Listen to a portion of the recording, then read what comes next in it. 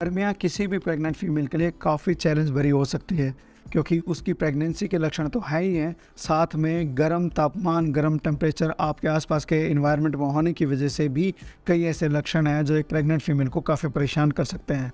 और जब ये दोनों चीज़ों का कॉम्बिनेशन हो सकता है, उसका बुरा प्रभाव एक प्रेग्नेंट फीमेल पे तो पड़ता ही पड़ता है, साथ में उसके होने वाले बेबी पे भी उसका फ़र्क पड़ सकता है।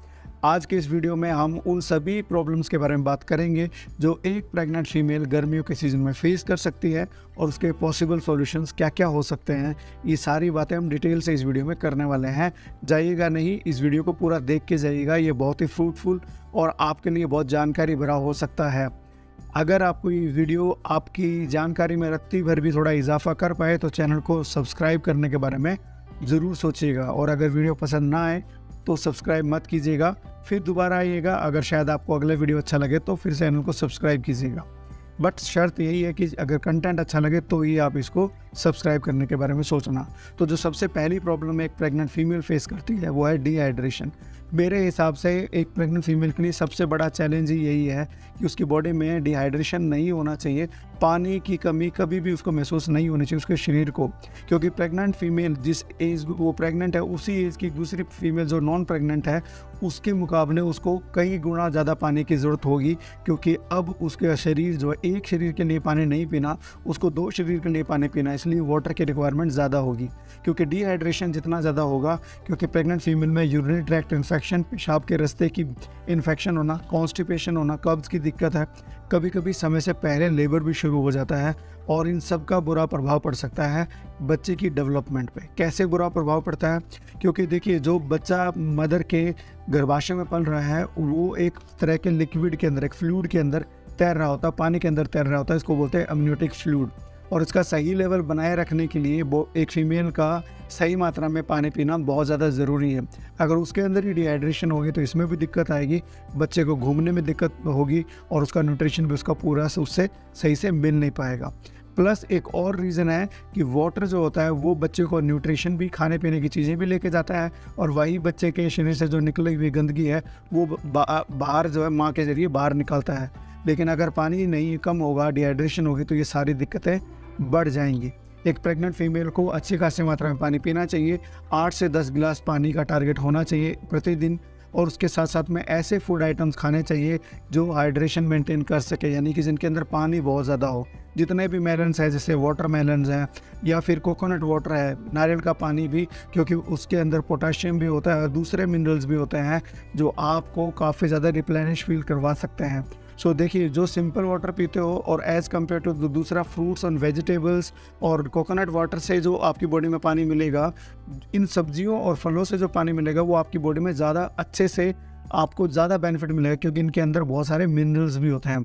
बट ओवरडू सभी चीज़ों का प्रॉब्लम है। अगर आप पानी बहुत ज़्यादा मात्रा में पानी पिएंगे तो आपको बार बार यूरिन आएगा, और बार बार यूरिन आएगा तो आपकी बॉडी के और मिनरल्स हैं उनको भी बहा के ले जाएगा। तो इसलिए 8 से 10 गिलास का टारगेट होना चाहिए एक प्रेग्नेंट फीमेल पूरे दिन में गर्मियों के सीज़न में। इसके अलावा प्यास के हिसाब से भी आप पानी पी सकते हो, उसकी कोई दिक्कत नहीं है।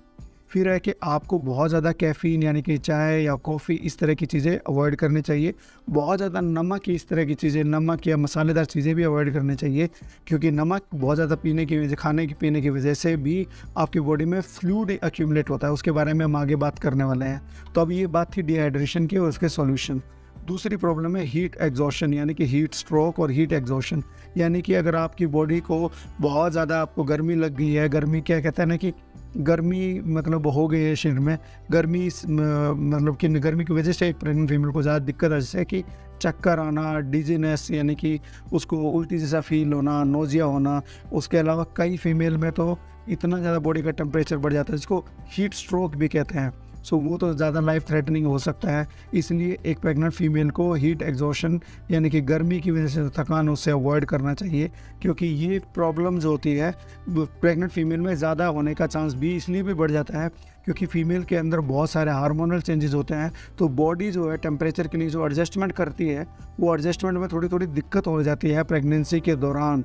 और इसी वजह से एक प्रेग्नेंट फीमेल दूसरी नॉन प्रेग्नेंट फीमेल, उसी उम्र की फीमेल धूप में जितनी देर खड़ी रहेगी, प्रेग्नेंट फीमेल को जल्दी हीट एग्जॉशन हो सकता है और हो सकता है उसको हीट स्ट्रोक भी जल्दी हो जाए एज़ कम्पेयर जो दूसरी फीमेल प्रेग्नेंट नहीं है।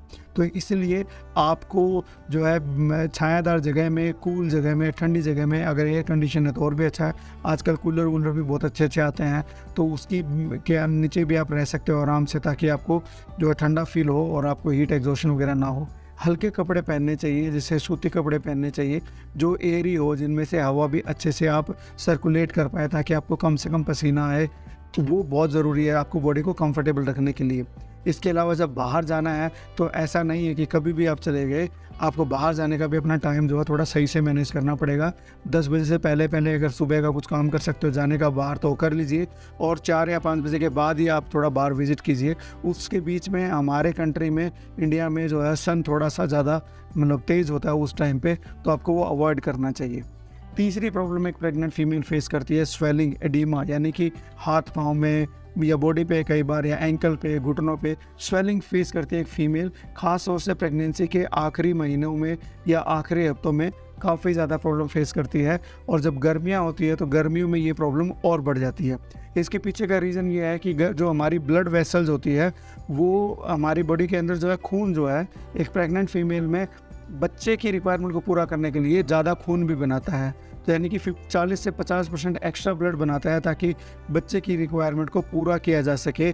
और ये बहुत ज़्यादा जो फ्लूइड बनता है, ये हमारी बॉडी में, प्रेग्नेंट फीमेल की बॉडी में एक्यूमुलेट भी होता है। और गर्मियों में जो ब्लड वेसल्स होती है, जो कि आपका जो खून लेके जाती है, उसकी वजह से वो भी थोड़ी डायलेट हो जाती है ज़्यादा हीट की वजह से।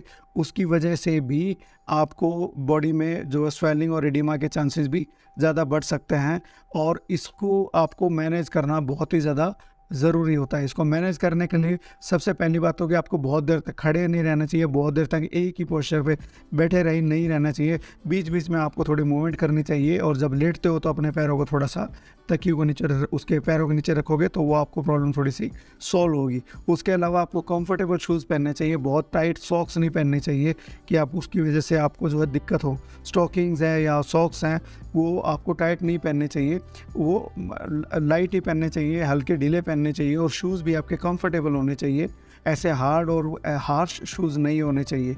उसके अलावा आपको अपने पैरों को जो है हल्के गुनगुने, हल्के ठंडे पानी में उसको पैरों को रखना चाहिए, और उससे आपको काफ़ी रिलैक्स फील होता है।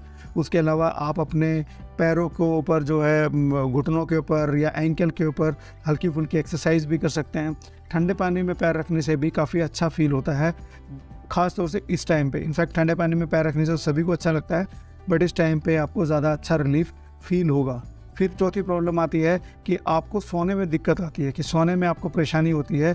तो क्योंकि जब गर्मियाँ बहुत ज़्यादा होती है तो आपकी जो नाइट के टाइम पे जो स्लीप है वो कंफर्टेबल नहीं हो पाती है, क्योंकि अगर आप खास तौर से प्रेगनेंसी के टाइम पे, क्योंकि अगर गर्मी है तो इसलिए आपको टेम्परेचर का बहुत ध्यान रखना पड़ेगा। इसलिए प्रेगनेंसी के टाइम पे साथ साथ में जैसे प्रेगनेंसी का समय बीत रहा होता है, तो कमर दर्द की भी प्रॉब्लम शुरू हो जाती है, और जो कि अपने आप में एक बड़ा चैलेंज हो जाता है एक प्रेग्नेंट फीमेल के लिए सही से सोने में।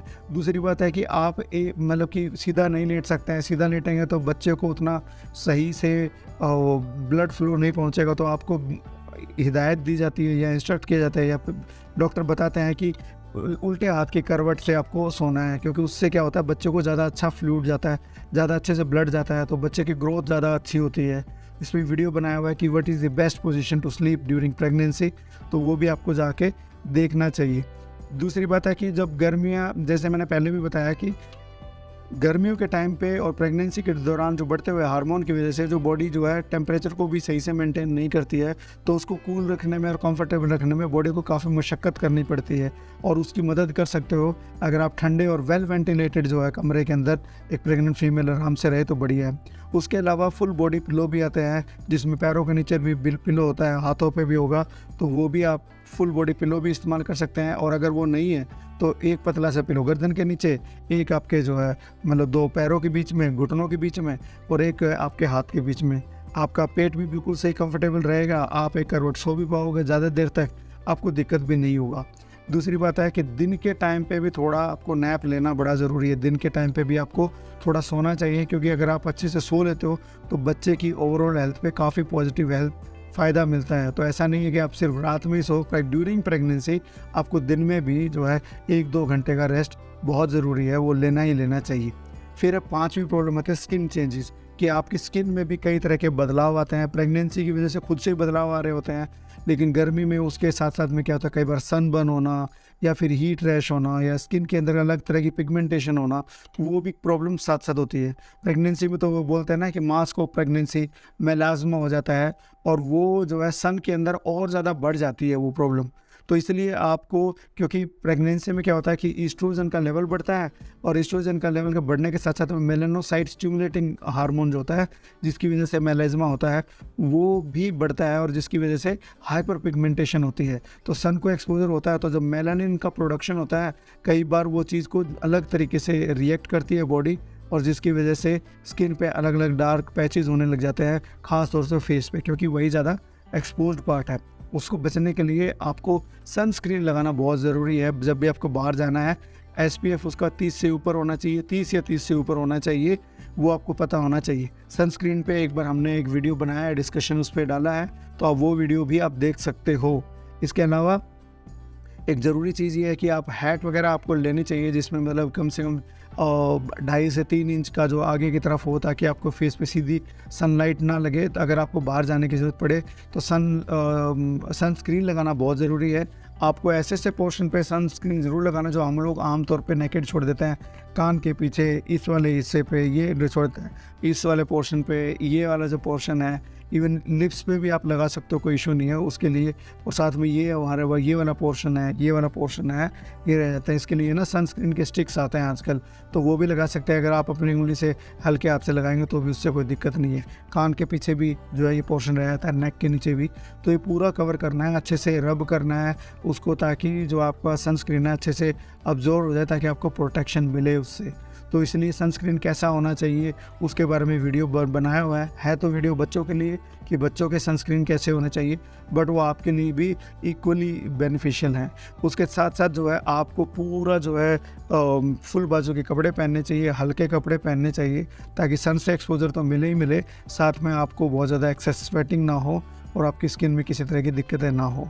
तो दोस्तों, ये थे जो वो सारी प्रॉब्लम्स जो एक pregnant female during summer face कर सकती है, और अगर वो फेस करती है तो उनके मैंने पॉसिबल सॉल्यूशन भी बताए। एट द एंड मैं यही कहूँगा कि सनलाइट से कम से कम थोड़ा एक्सपोजर रखिए, जब ख़ास तौर से सूरज जो है ज़्यादा तेज़ होता है 10 बजे के बाद और 4 बजे तक जो सूरज काफ़ी तेज़ होता है उसको अवॉइड कीजिए। बाहर निकले तो सनस्क्रीन लगा के निकलिए, हाइड्रेशन मेंटेन करिए, ज़्यादा से ज़्यादा पानी पीजिए। साथ में पानी की सीधा सिंपल प्लेन पानी की बजाय जो है दूसरी जो लिक्विड जो वेजिटेबल्स में है, फ्रूट्स में है और कोकोनट ऑयल वाटर में है, वो भी आप एडिशन करोगे तो फिर आपका जो है वो हाइड्रेशन सही से मेंटेन रहेगा। तो मैं उम्मीद करता हूँ कि वीडियो आपको पसंद आएगा तो चैनल को लाइक करो, शेयर करो और सब्सक्राइब करने के बारे में सोचो। नहीं पसंद आया होगा तो कोई नहीं, हम अगली बार फिर ट्राई करेंगे। Thank you so much.